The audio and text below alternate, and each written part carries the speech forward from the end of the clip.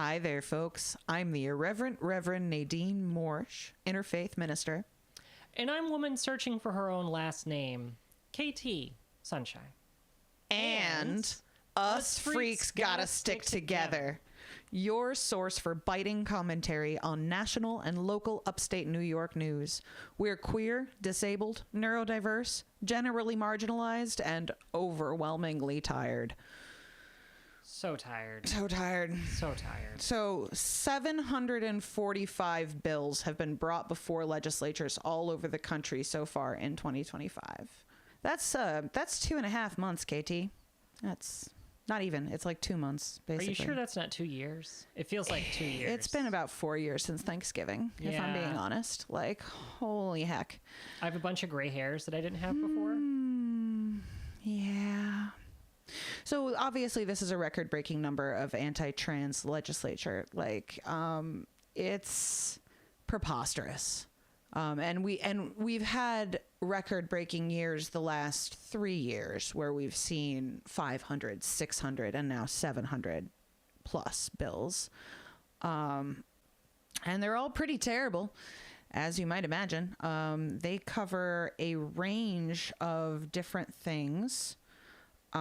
In particular, there are a bunch of them that are about education, healthcare, trans people being able to participate in sports, bathroom bills. Fucking bathroom bills. Jesus I Christ, think the so craziest thing about bathroom bills is when you see pictures of trans men online that are just like so buff and like muscular and beardy. That's and the thing. They never remember that trans men exist. Right. And if they do, they'll just infantilize them somehow. Right. It's true. Yeah. It's their world of imagination that they're forcing onto all of us. It's really weird how much transphobes think about trans people's genitalia. Like, I don't know any trans or non-binary people that spend as much time thinking about anybody's junk, especially their own, you know? I mean, gender dysphoria is its own thing, but like, I don't think about other people's junk that much. Yeah. No, I mean, unless we're like about creepy. to get down into it. Yeah, it doesn't affect my life. Why did the genitals of someone I'm not sleeping with are an absolute irrelevancy? Right. Who the fuck cares? Should not be a radical statement, but is for some reason in this crazy upside down world that we live in. Sometimes there were a bunch. It's nice to have a little fun surprise. You know, I actually, when I first realized I was pansexual, that's how I would explain it to people. I would say like, oh, it's the happy state of being able to put your hand down anybody's pants and be happy with what you find, even if it's what you weren't expecting. One of the biggest categories is also performance. So like targeting. Oh, drag especially. Yeah. And Rocky Horror, of course, which has been a cultural phenomena and a cult classic for like more than 50 years. It's well beloved even outside the queer community. So, I mean, definitely within, but like, they're just gonna, whatever affects other people's lives, they don't give a fuck. Actually, what's really crazy is that a lot of these performance bills are written so broadly that it includes performances of Shakespeare. You know, I wonder if there's any historical parallels here. Like, like, have they tried something like, I don't know, a 3-piece law before? If in case you're not getting the sarcasm here, these anti-drag bills are all rehashes of anti-trans, anti-drag legislation from 50, 60 years ago. These are things that used to exist in this country and are now back for stupid reasons. So among the legislation that's been brought, we have Texas HB 446, which criminalizes trans and queer bodies in public and classifies transgender people existing publicly as a sex crime. Which, that's like a crazy amount of conjecture that's occurring there. So what they're doing is equating just seeing a trans person with indecent exposure. Right. I mean, that's like saying that our bodies are inherently sexual. That's inherently sexualizing us. Right. Just for existing in public, not being nude, being fully clothed, contributing members of society. Yep. They're sexualizing us. and calling this a sex crime. Yeah. That's insane. It also like belies a certain amount of perversion. Like, yeah, like we were just talking about that a moment ago, but like when they see us, that's what they think. Yeah, that our entire lives are just a sex act. Well, when they see us, they're sexualizing us in their heads. Right. So it's... Well, I mean, that's also the conservative thing about like bottoms of all varieties. For that, it's like all women and also all bottoms, right? Like exist to be sex objects, not actual human beings with needs or thoughts or feelings. Yep. You know, they apply this kind of thinking to their wives as well, which is their property. Yeah, yeah. Mm-hmm. I saw a picture of a truck on r/InfoWarriors, the subreddit, and it's cars, you know, that are insane. And this one said on the back of the tailgate in Sharpie, "Make women property again." Yeah. You're gonna, if you go onto that subreddit, you're gonna see all kinds of crazy ass cars, and they're all like InfoWars warriors, you know. I just feel like that's telling on yourself so hard. Like, it's too hard for me to get a human being to want to be my partner, so I need to make women property again, so that I too can have a bang maid to make my food and do my laundry. Yeah. Yeah, it's so gross. It's like it's the worst inhumanity on full display. You know, these same men who preach this kind of gospel are the same people who think the government should issue them a wife. They're like incels. But this is spread to the higher echelons of the Republican Party leadership. Right. Yeah. Spread, maybe always was there. I don't know, something like that. What's really sad about it, about a lot of the sort of manosphere garbage that exists, is that like the people that consume that kind of media, they are looking for some kind of self-help doctrine that will self-help them out of the problems of modern day capitalism that we find ourselves dealing with. Yeah, their own alienation. Yeah, and how much more stark that alienation is in this tech world that we live in, where like you're much more likely to interact with other people mediated by a device than you are to interact with people in public. Oh, I'm not a big device person. I'm really an in-person person. But that has gotten so hard. Just to get other people in the room with you, just to meet other people. Yeah. And forget about dating. You got to go to the app now. You hardly ever meet anybody in a bar anymore. Right. And also, one of the other problem with the manosphere is that occasionally there's like some gems in there, right? So like one of the things is like, if you're looking for your future wife at a bar or a club, you know, you're doing it wrong. Your future wife is at a library or a bookstore or a cafe. Right. And I'm like, well, there's like something to that. But then also like, in particular, I feel like it's since the pandemic, people already were sort of like prickly and distrustful of each other. And that just got like turned up to 11 during the pandemic. And I feel like none of us have healed from that trauma on any level. So like, yes, trauma, hilarious. You get it, folks, because you're freaks too. Crying. Sometimes we laugh and cry at the same time. You know, you do what you got to do in this nonsense that we find ourselves fielding. Tying it back to the bill, this is very similar language to the Montana bill. Oh, God. Right. So that's the one little bit of good news we have for you folks today. Actually, we have another one later in our local news section, so stay tuned for that. So HB 3817, brought by legislator Tom Oliverson, did not pass. But it does represent a new front in attacks on trans people and connects other attempts to label being trans as fraud. This bill is, again, another one that makes it a felony to be transgender in public. So in terms of steps to a genocide, we are pretty close to endgame in that regard. And if you don't know what the 10 steps to a genocide are, I would like to tell you about them right now. There are exactly 10 stages. Step 1, or stage 1, is classification. The differences between people are not respected. There's a division of us and them, which can be carried out using stereotypes or excluding people who are perceived to be different. Right now, we can see that in the trans sports debate, how they talk about us in sports. There's like 5 of us countrywide that participate in high-level sports, but look at how much debate surrounds that. Number 2 is symbolization. This is a visual manifestation of hatred. So, for example, Jews in Nazi Europe were forced to wear yellow stars to show that they were different. I don't know if you saw this week, but President Trump tweeted out a picture of a pink triangle. Right, which was the symbol that queer people had to wear under Nazi Germany. Stage 3 is discrimination. The dominant group denies civil rights or even citizenship to identified groups.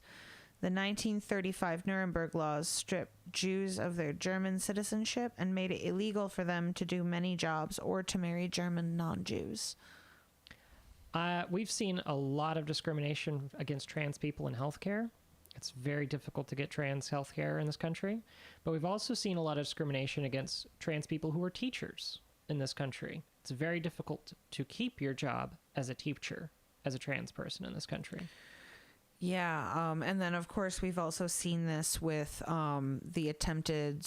I don't know where we're at this point in the story, but the attempted removal of birthright citizenship and the desire to retroactively remove birthright citizenship from immigrant groups. Yeah, people who were born in this country but whose parents are from someplace else. Yeah, and we're also seeing that with the refusal to issue passports to trans people as well. So, yeah, there are a lot of examples.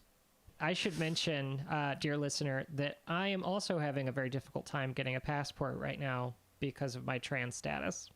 Stage 4 is dehumanization. Those perceived as different are treated with no form of human rights or personal dignity. During the genocide against the Tutsi in Rwanda, Tutsis were referred to as cockroaches. The Nazis referred to the Jews as vermin, for example. We're currently seeing our administration refer to immigrants as criminals, gay and trans people as groomers and pedophiles, and Arab people, Palestinian people as terrorists. Stage 5 is organization. Genocides are always planned. Regimes of hatred often train those who go on to carry out the destruction of a people. Since the Iraq War, we've seen the increasing militarization of our police forces. ICE is currently being used by the administration as a weapon, which it has been for many administrations, and our ever-growing prison archipelago. Mm-hmm. Stage 6 is polarization. Propaganda begins to spread by hate groups. The Nazis used the newspaper Der Strom to spread and incite messages of hatred about the Jewish people, for example. We've seen this for a long time with Fox News, OAN, Newsmax, and now Joe Rogan, Ben Shapiro, the entire right-wing YouTube ecosystem. Stage 7 is preparation. Perpetrators plan the genocide. They often use euphemisms such as the Nazis' phrase, the final solution, to cloak their intentions. They create a fear of their victim group, and they build up armies and weapons. This is all in the GOP's playbook of the Project 2025. Right, yeah, it's the step is you criminalize trans bodies and make their existence a sex crime, then you make sex crimes punishable by death, and bada bam, bada boom, you get to genocide yourself a bunch of trans people. You get rid of birthright citizenship and visas and green cards, and boom, all immigrants are suddenly criminals. Which is great because you can exploit them for their labor, because we don't have any laws about slavery if a person is incarcerated. That's right. The 14th Amendment allows slavery in the case of punishment for a crime. Yep. Yeah. So, you know, the unfortunate part about steps to a genocide is that this is all an American-made phenomenon. And although it has been repackaged and delivered to other parts of the world with some very frightening results, we were always going to deal with a situation where this came home to roost, because it did originally come from the treatment of slaves and the treatment of native peoples in this country. Exactly. Adolf Hitler commented on our system of Jim Crow and our extermination of native populations here. He basically, the whole German Nazi Party platform of the final solution was just cliff notes from the United States. Yeah, that's a really good way of putting it. Yep, just the spark notes. Stage 8 is persecution. Victims are identified because of their ethnicity or religion or sexual orientation, and death lists are drawn up. People are sometimes segregated into ghettos, deported or starved, and property is often expropriated. Genocidal massacres begin. Trump literally ran on a platform of mass deportations. Ken Paxton in Texas 2 years ago tried to make a list of every trans person in Texas. He was unsuccessful in that endeavor, but he is continuing with his bullshit. Stage 9 is extermination. The hate group murders their identified victims in a deliberate and systematic campaign of violence. Millions of lives have been destroyed or changed beyond recognition through genocide. Technically, no. We are not at the point where they're rounding up all of the undesirables, all us freaks, us disabled people, neurodiverse people, queer people, minorities of all stripes, right? However, if you look at the ghettos that have existed in this country for a very long time, and you look at the systematic campaign of violence in incarcerating those people so that they could be used for slave labor, in a way, we're both not quite there yet and have been there for a very long time. I would say this is March 2025, and it feels very close to us being there very soon. Mahmoud Khalil, just this week, was kidnapped, disappeared by ICE. Yep. He's got a green card. He hasn't committed any crime. They're calling him a terrorist, though. It just feels like in 2025, we're no more than, 6 months away from being at proper at Nazi Germany levels of rounding people up and putting them on carts to go to camps. Yeah, it does feel like we're pretty close to that. I'm hoping that there will be community defense, and I'm hoping that people will resist enough for that to not work. I don't know if you saw Ohio a couple weeks ago. There was a bunch of Nazis on a bridge doing like a Nazi banner drop, flag waving thing. And the community of that neighborhood came out with guns. It was a minority community, mostly black people. They came out with guns and chased those Nazis away. So yes, we do have some community defense here, but how much is the question? Right. How much is it also organized? Depends on like how cocky are they going to be when they try to do this? Do they think that they can do it with minimal manpower? That's one of the interesting things about this very capitalistic version of fascism, is that it doesn't want to spend any money to do the things it wants to do. It's going to try to do the bare bones version. And I think that might wind up working in the favor of the resistance at that point. We've seen a lot of talk lately about them using AI for policing, AI surveillance systems. And I have to wonder how much of that is going to work. How much of that is going to give them false positives, false negatives, fabricated evidence against people who've done nothing at all. Mm-hmm. I really think that they're, like you said, trying to save as much money as possible and use as little manpower as possible. Cut as many corners as possible. Right. Yeah. But how effective is that? I mean, we're going to find out one way or another. We're definitely about in our lifetimes, I think. I mean, it's right. It used to be like in our lifetimes. Now it's like this year, probably.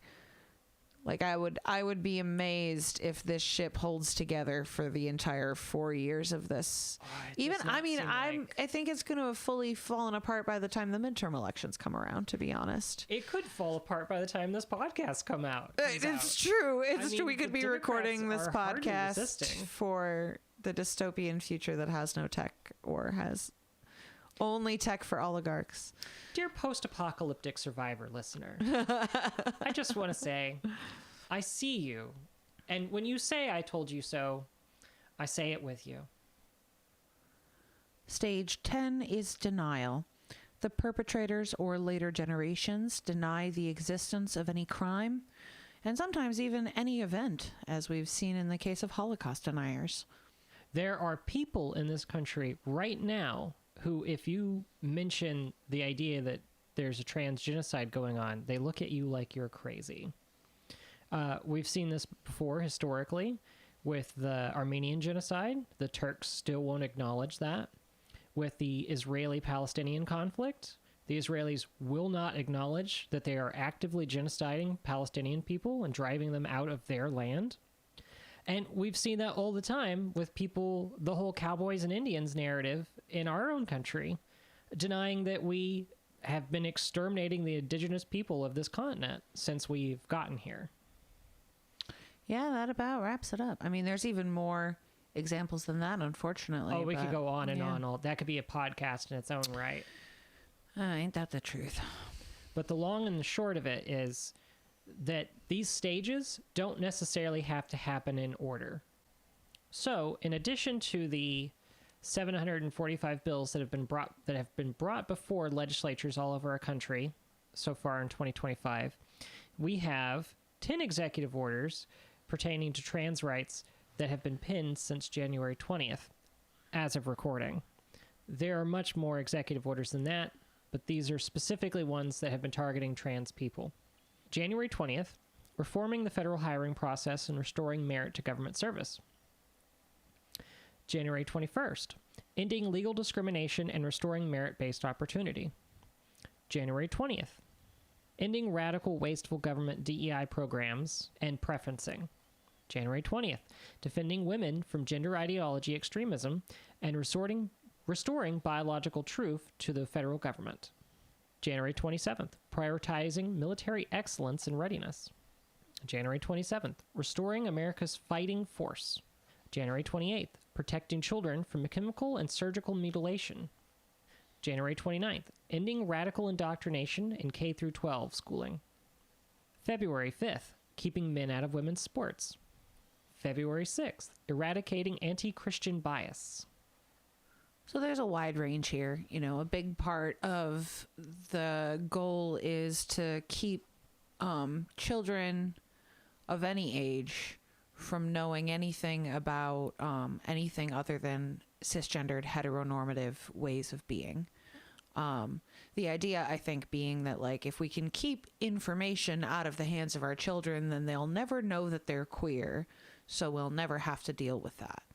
I mean, as a trans person who didn't know the word transgender until they were 25,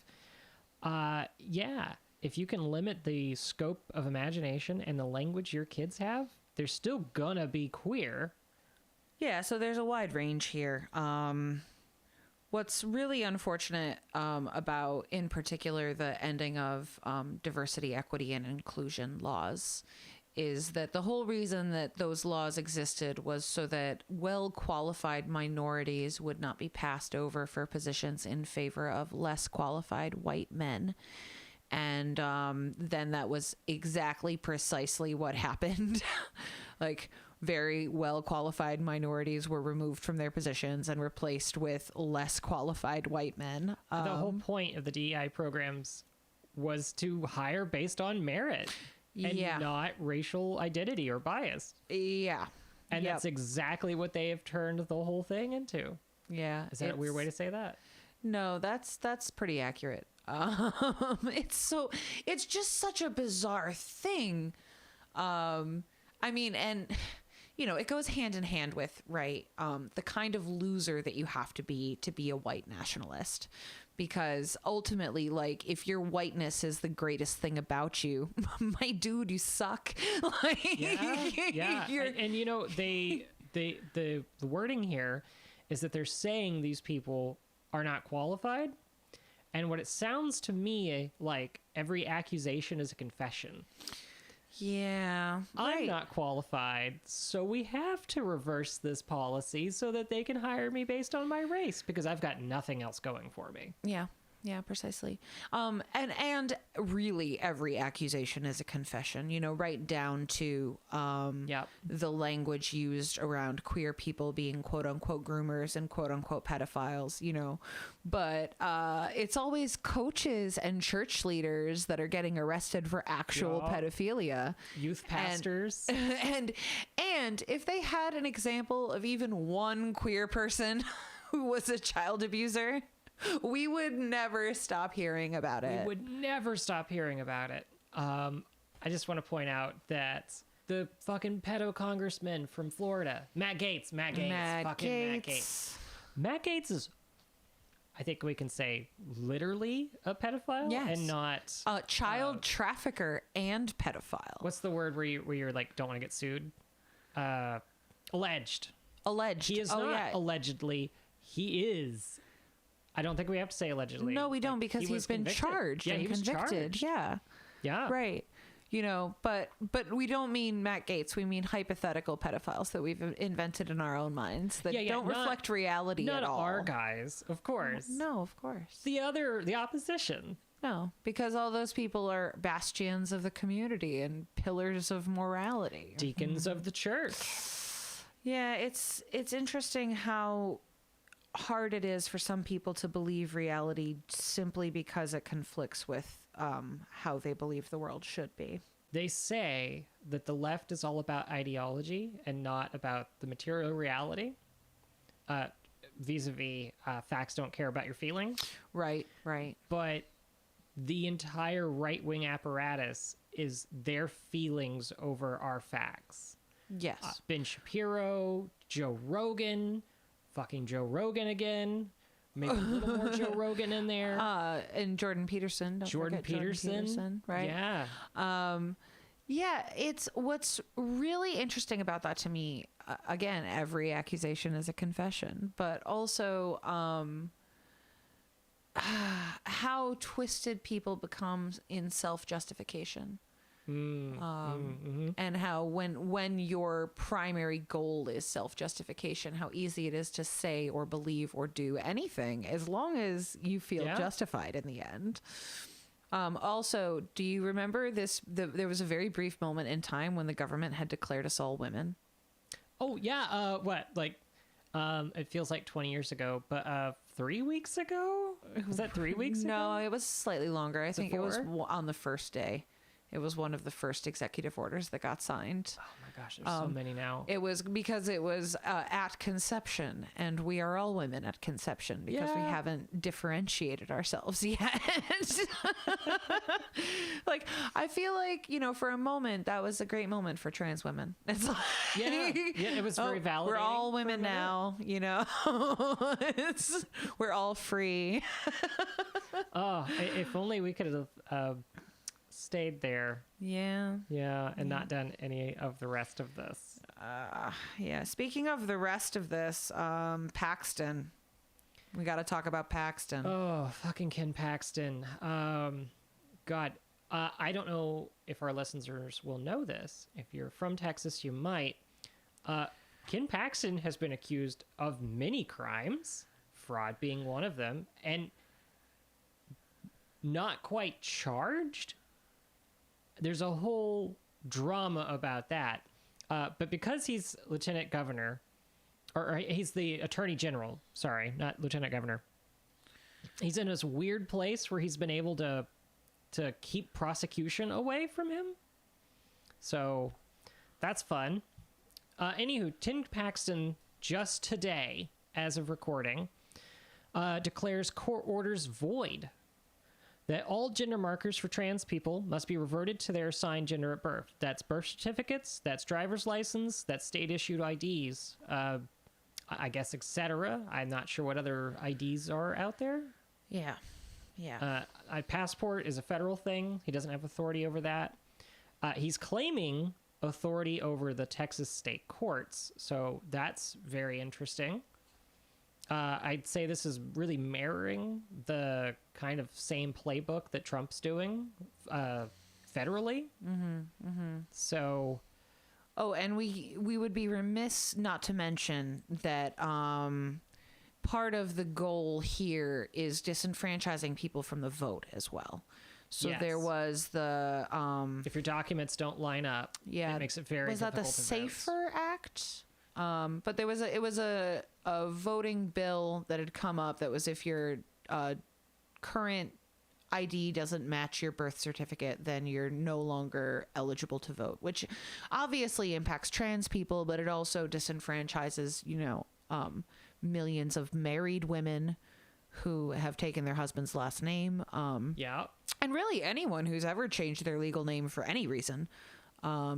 Even something as simple as changing from your father's last name to your mother's last name because you didn't know who your father was.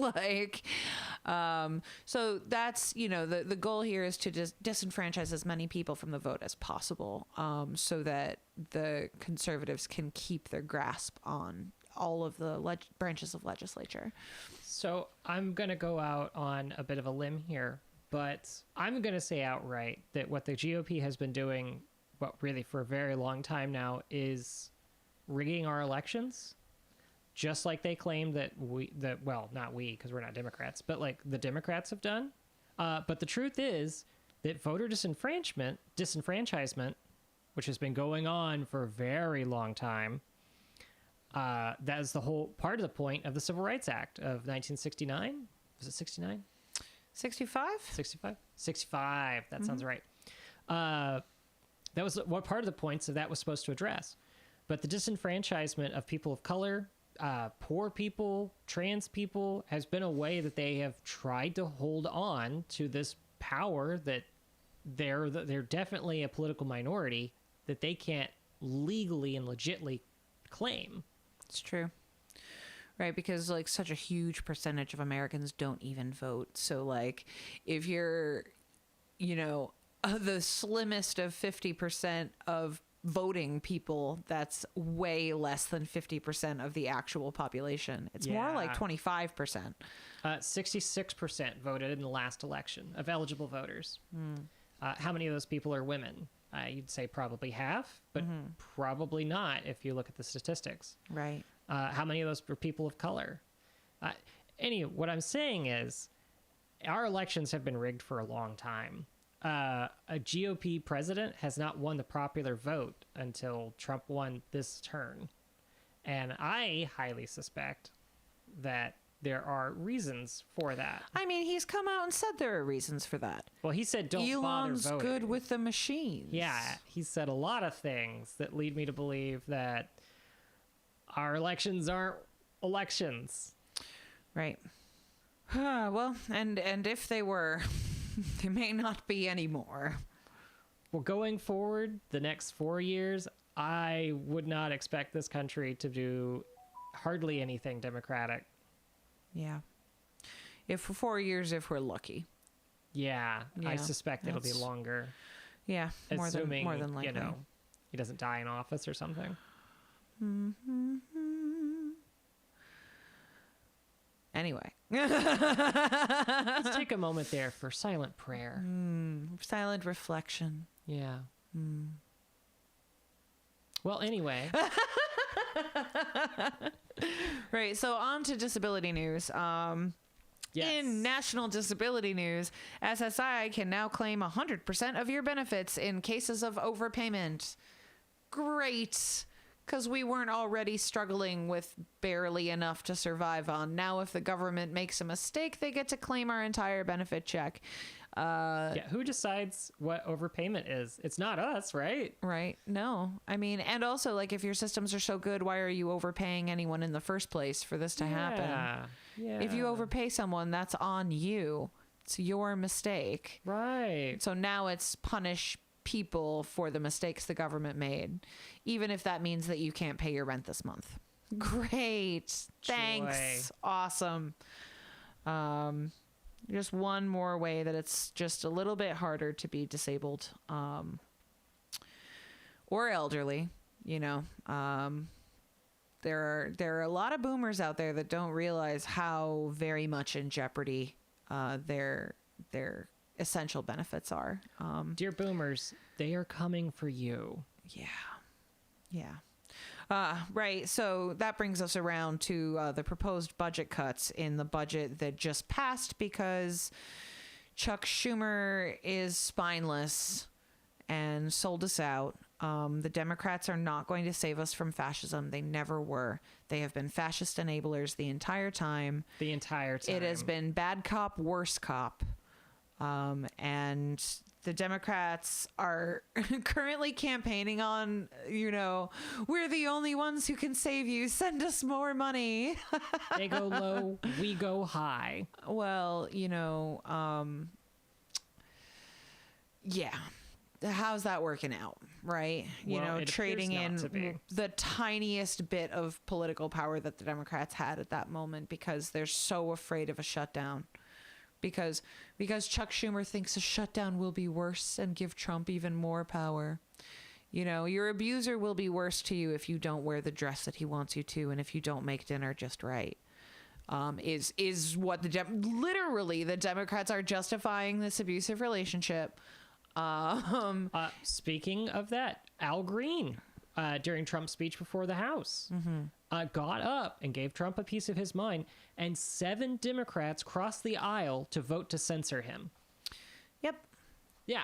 They don't want us sellouts. To dissent. Well, and also, the most important thing to realize is that they're sellouts. They are also controlled by the oligarchy, and they will not oppose the oligarchy in any meaningful way at all.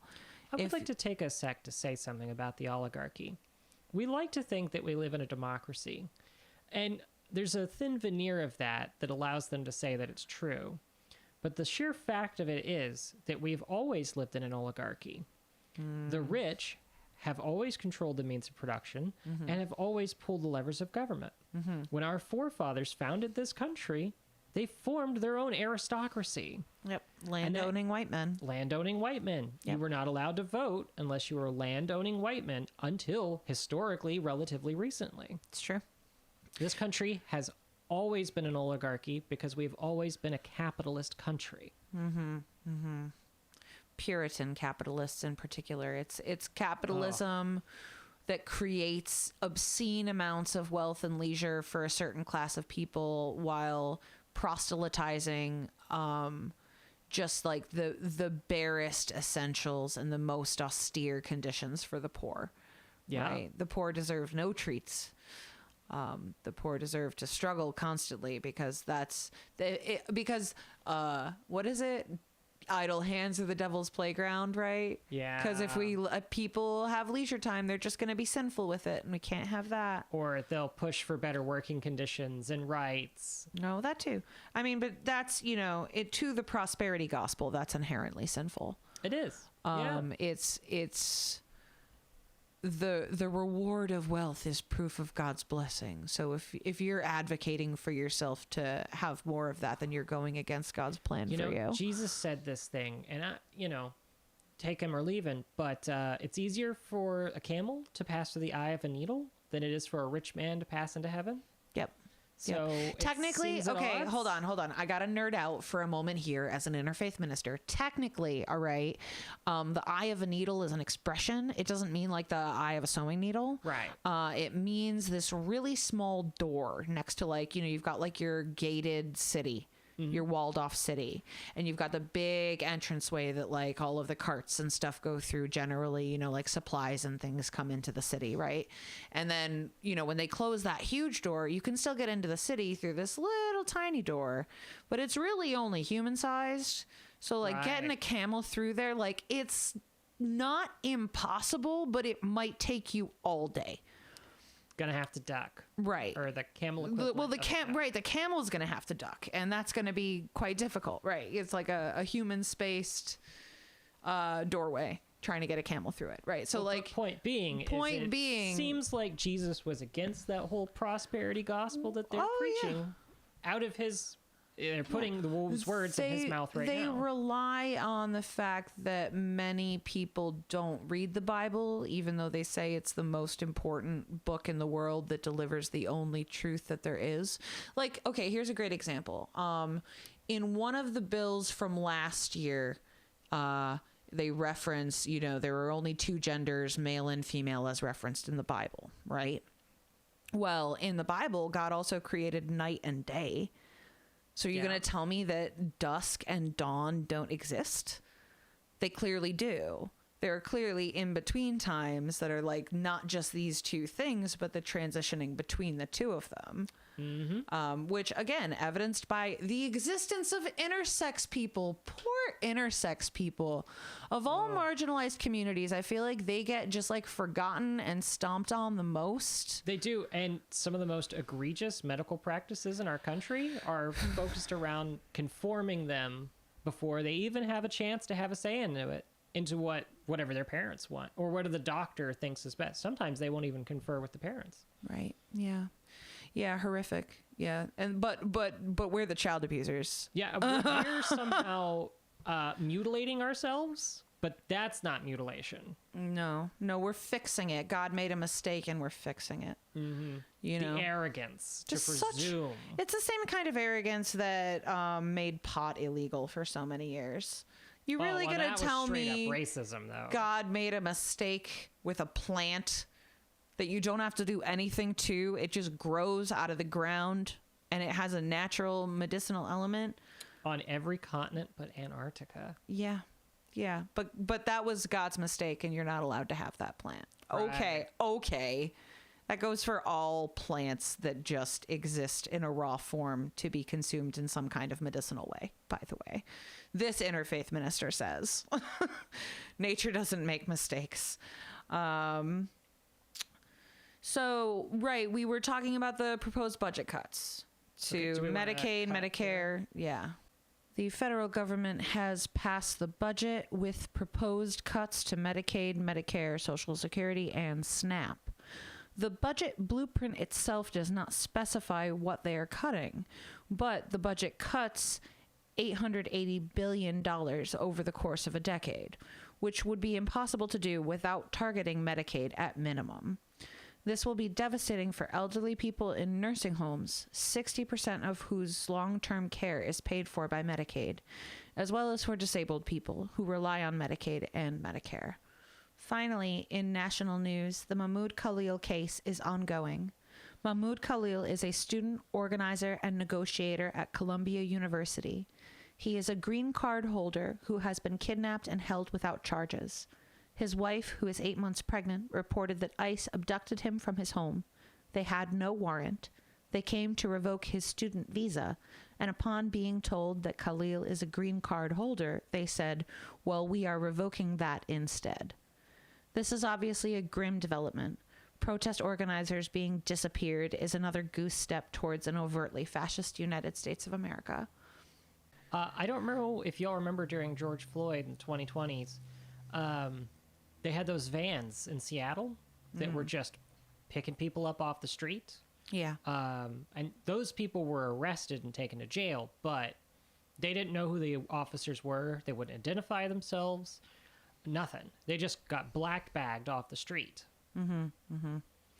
So we're starting to see an escalation on that front as well. That was during Trump's first term, and this is his second now, and it seems like there's an obvious pattern here.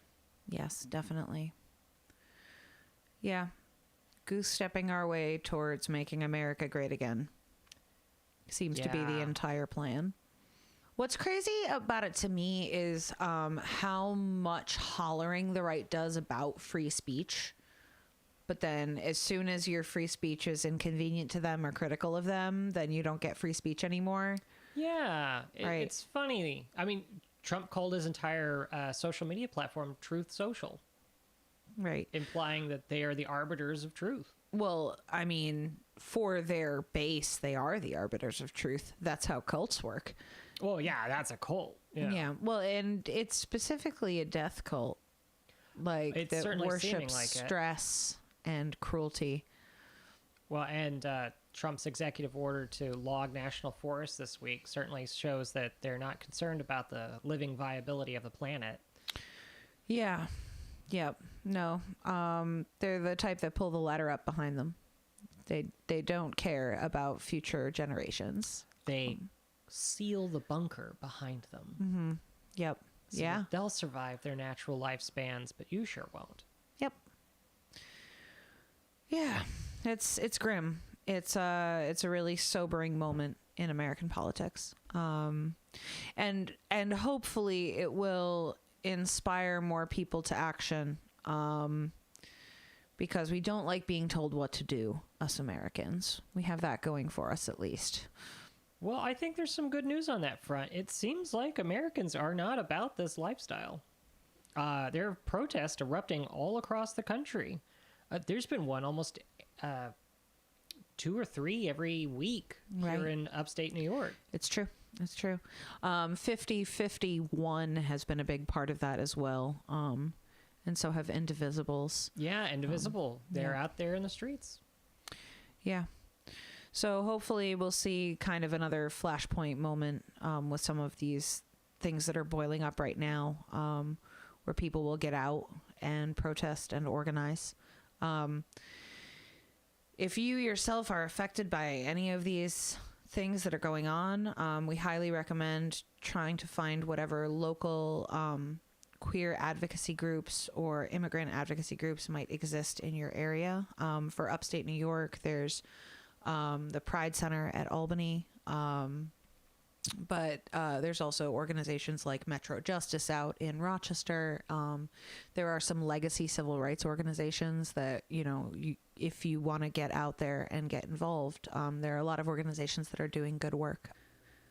Are you hungry?